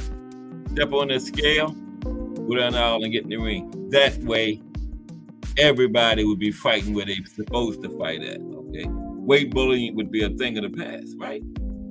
They'd be like, and now coming to the ring, Cass Sports. Cass Sports done just got off the scale weighing in. If you don't make weight, you're gonna not coming. Cass Sports won't be coming to the ring. Announce that. He missed weight. And always have a fight. Well, you just don't have a fight. That's too bad. Make weight. But the weight will be made because everybody will be where they're supposed to be at. Okay? You wouldn't have no choice. You wouldn't have no time to put on 25, 30 pounds. between the weigh-in and the fight, because you're weighing in and then you're going to fight. What's wrong with that? Weight classes for a reason, right? So, yeah, weigh in, then go get in the ring. Okay, 8 p.m. every night? All right, okay. I will, BVO. I didn't even know that, man. BVO Boxing TV is now part of the lineup, regular lineup at 8 p.m. Monday through Friday. Okay? Saturday and Sunday too, BVO? Okay, yeah. But BVO Boxing TV now has a regular time, 8 p.m. All right, okay. See, we're getting these time slots filled. We are going to have JBT all day long in these streets, man. That's our goal. From 8 o'clock in the morning, starting with, we got to give y'all time to get up. 8 o'clock in the morning, starting with the hardcore boxing news, all the way to like 10 o'clock at night. We're going to have it lined up. So right now, let me go over this again. This is Monday through Friday here. Hardcore boxing news at 8. Cash Sports at 2. Just Do Boxing at 4.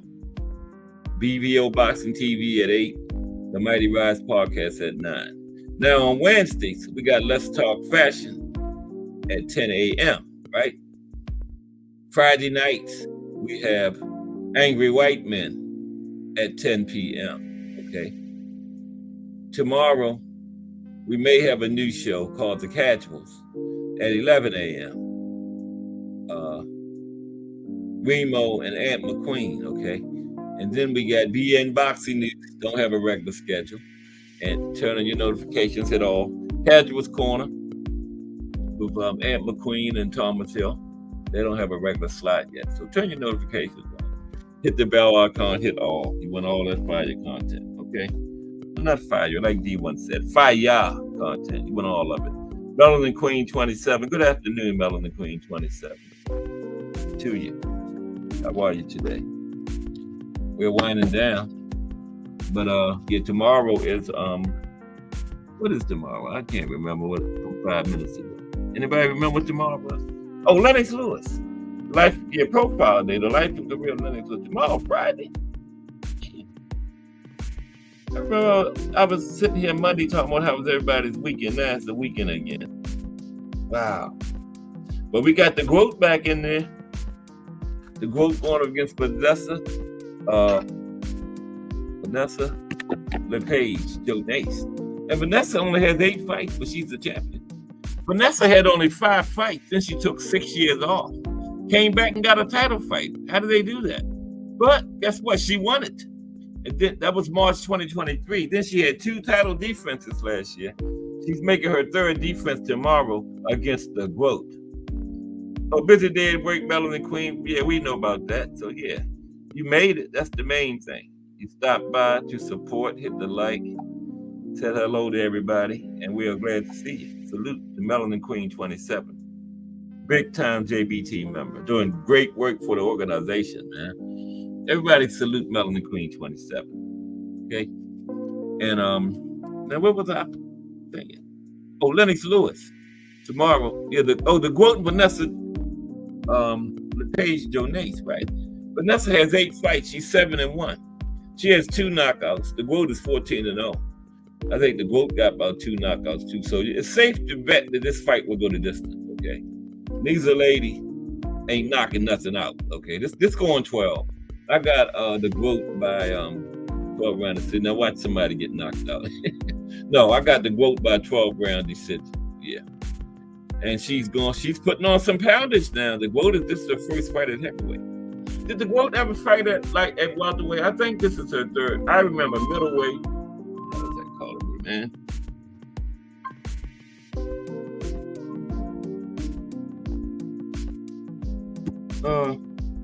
This is her. I know she had middleweight and super middleweight. I'm not sure if she was at junior middleweight or something. I know this is at least her 3rd weight class, heavyweight. And yeah, daring to be great. But she'll probably win it. Vanessa, just 8 fights. But she is the champion, so. And it's tomorrow. And to the Juggernaut, Joe George, Derek Chisora. That's another card, too. I think it's California. Just look, Cass. But yeah, then we got the one from Japan. Remember, that's tomorrow also. Yeah, got the one from Japan.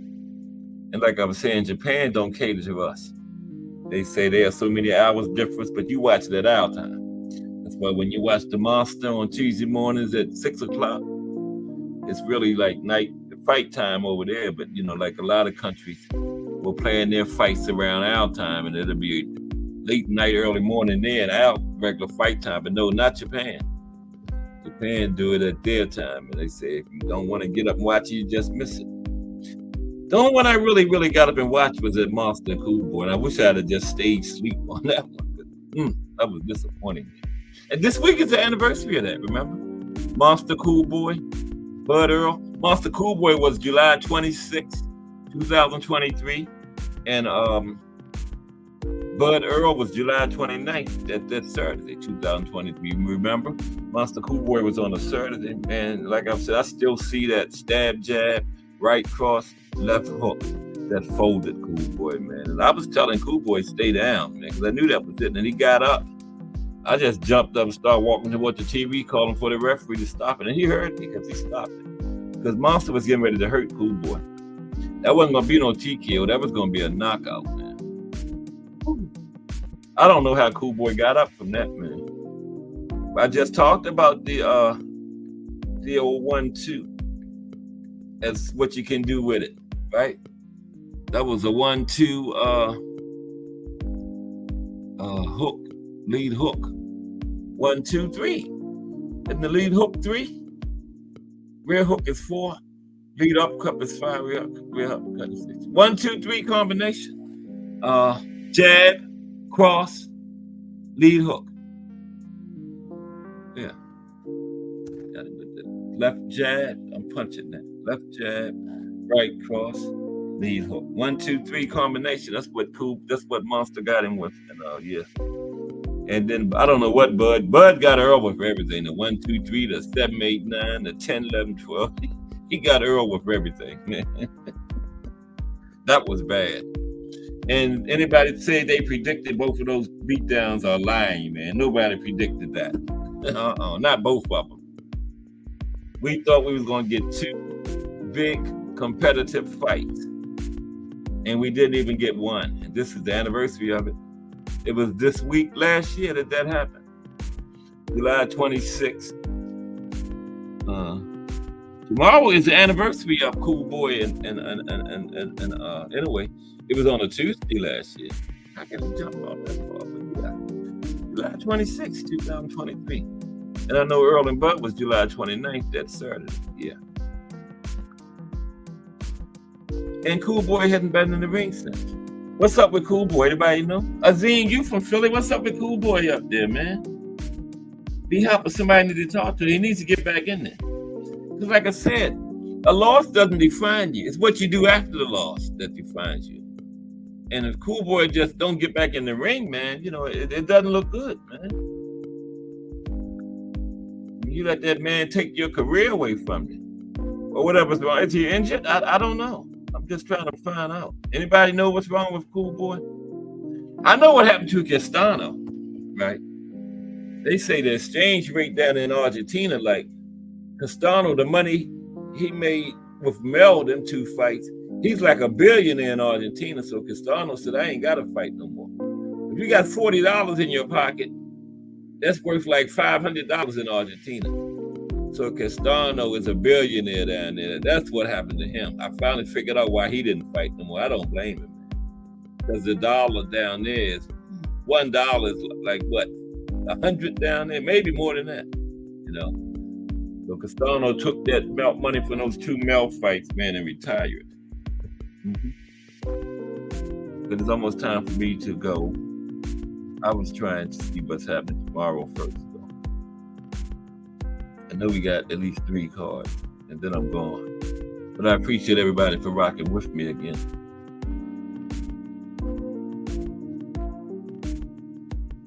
Okay. Come on. Here we go. Yeah, July 27th. We got London, England. Headlined by Joe Joyce and Derek Chisora. That's one. Okay. Number 2, we got wow, that is a big card. Detroit, Michigan. Vanessa Jones versus Clarissa Shields, heavyweight. That's 2. Okay. Then we got 3, Melrose, Massachusetts. Andre, I'm not fooling with his last name, versus Keith Rydell Mays Jr. Headlining that one from Melrose, Massachusetts. And the 4th one from Japan is Shiga, Japan. Shinjiro Shigeaka. Now I get that right because I heard it said so many times. Plus he got a brother that fights too. Against Pedro Taduran. That's for Shigeaka's IBF strawweight title. Okay. And that's boxing tomorrow. But you know, if it's Monday through Friday at 2 p.m., it's the Box Historian, bringing you all that boxing history. Melanin Queen 27, Thomas Hill hashtag JBT, Azim Shabazz, Mike Rim, Lonnie Lee hashtag JBT, BN Boxing News, Mike Mazik, Ray Patterson, straight out of New Jersey, D1 from the Angry White Men hashtag JBT podcast, Let's Talk Fashion hashtag JBT, BVO Boxing TV, Miss Cash hashtag JBT, the executive director and owner of Cash Sports. I'm just a lowly employee here. I'm on the bottom of the totem pole, that's all. And the money I get proves it, okay? But I appreciate everybody for rocking with me. But y'all can change that. There's the Cash App and $. And JB JBT Network 1. We take all donations. But everybody have a great day. Appreciate y'all. Tomorrow at 2, the life and career of Lennox Lewis. Have a great day. Cash Sports.